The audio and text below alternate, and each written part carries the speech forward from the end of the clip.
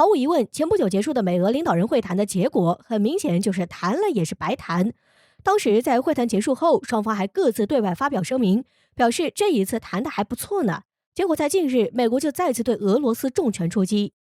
俄罗斯媒体指出，美国近日宣称将对俄罗斯实施新一轮制裁，这才过去几天，这脸变得也太快了一点吧。在普京和拜登会面前，拜登是做足了姿态，不仅取消了针对北溪2号天然气项目的制裁，两国外长还提前会面表示了一下态度。结果现在说翻脸就翻脸，又再一次把俄罗斯摁在了制裁的桌子上。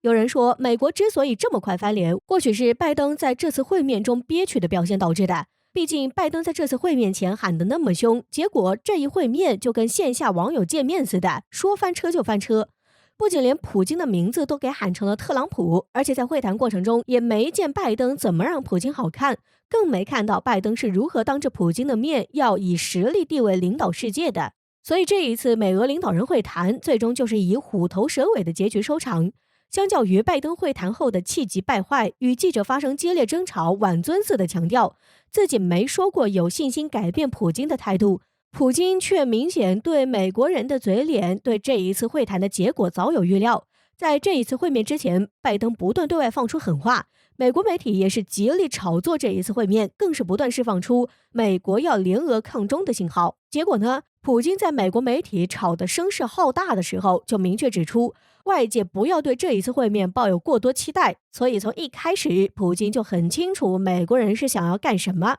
俄罗斯也根本不会向美国低头，甚至俄罗斯不仅不会向美国低头，更是直接把桌子都给掀了。相比美国人喜欢搞一些虚头巴脑的威慑和制裁，作为战斗民族的俄罗斯更相信自己的拳头。所以在拜登狠话不断的时候，俄罗斯就直接亮出了自己的拳头，搞了一场非核实验，要实验一下核武器的战备能力，借此来告诉美国，想让俄罗斯好看，那就先掂量掂量自己有没有那个实力，是要付出代价的。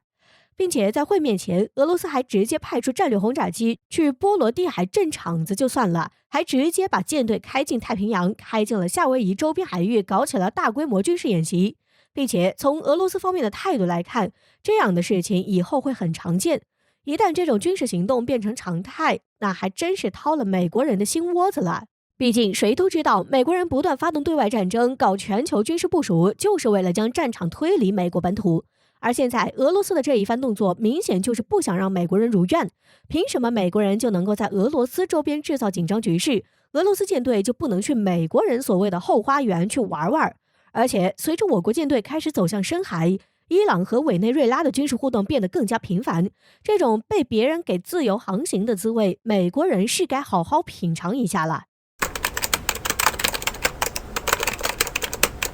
如今美国对中国的围追堵截越来越严重，打压手段频频不止。近日，以美国为首的西方国家们再次向中国施压。在日内瓦举行的联合国人权理事会上，美国鼓动加拿大等40多个国家针对中国是否同意联合国人权高专进入中国境内干涉中国内政。不过可惜的是，公道自在人心，美国的算盘再次落空。据悉，这次白俄罗斯代表就直接联合了65个国家公开站边我国，直言反对西方国家涉疆涉港，意图干涉中国内政，希望某些国家能够尊重各国主权、独立和领土完整，不干涉他国事务才是良好国际关系的基本准则。值得一提的是，除了以白俄为代表的65个国家，还有海湾合作委员会的6个成员国，以及20多个其他国家以单独发言的形式对中国表示支持，严重批评某些国家把人权问题政治化，并且拥有双重标准国家常年基于虚假信息传播，对中国进行无端指责。老话说得好，得道者多助，失道者寡助。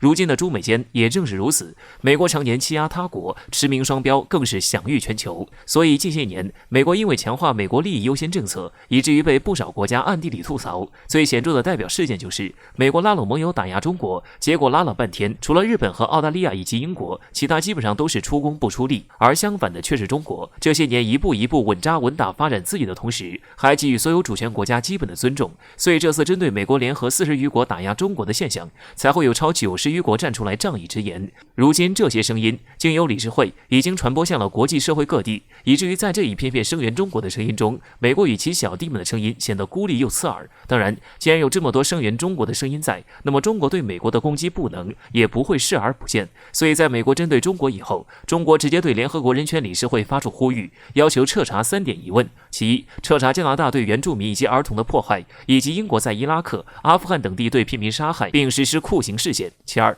彻查美国多年来对常年歧视、暴力执法、战争暴力导致国际社会多国惨遭其害的人权问题；其三，彻查美国疫情源头德特里克堡以及多个海外生物实验室的问题。外交部也对此表示，西方国家与其针对他国内政指手画脚，不如照照镜子，反省一下自己国内尚未解决的人权问题。有针对中国的时间，为何不去为人民做些实事？所以对于美国的诸多行动，中国强势反击就是最好的回应，让美国睁大眼睛好好瞧瞧，中国早就已经不是软柿子了。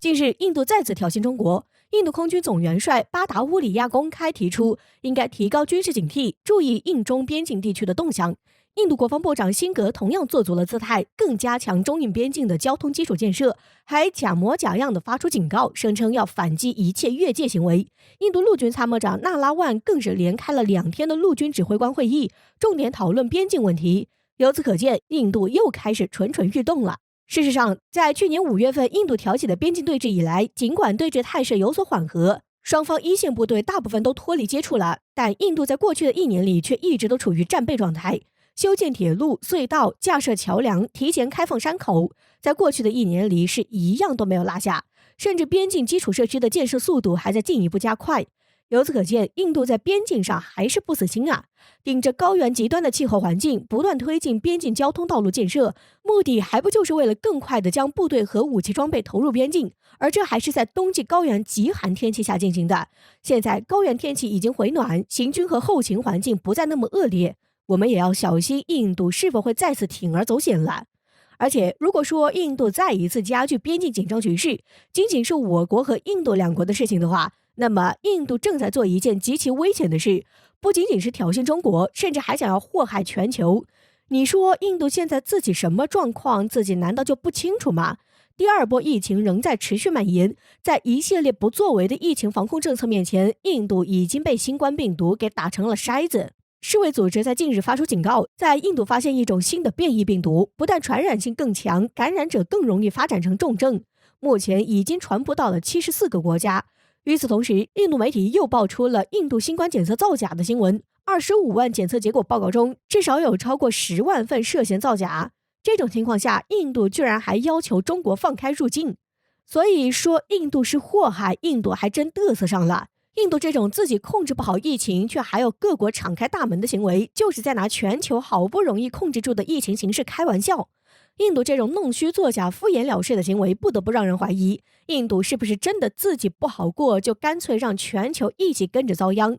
所以别说要求我国放开大门了，这种情况下，我国不仅要加强防疫措施，还要对印度提高警惕。尤其是印度在边境又开始活跃了起来，有着再次重现去年边境对峙局势的当下，我们在边境寸步不让，防止印度挑事以外，还要加强印度疫情输入的防控措施。而且正因为印度处于这样的困境，我国更应该加强边境部署。去年印度为什么挑起边境对峙，借助边境对峙缓解国内疫情防控不力的舆论的声音可是很大的。而现在印度当前的疫情形势可比去年还要严峻多了，而且没有对比就没有伤害。现在全球大部分都进入了疫苗接种的阶段，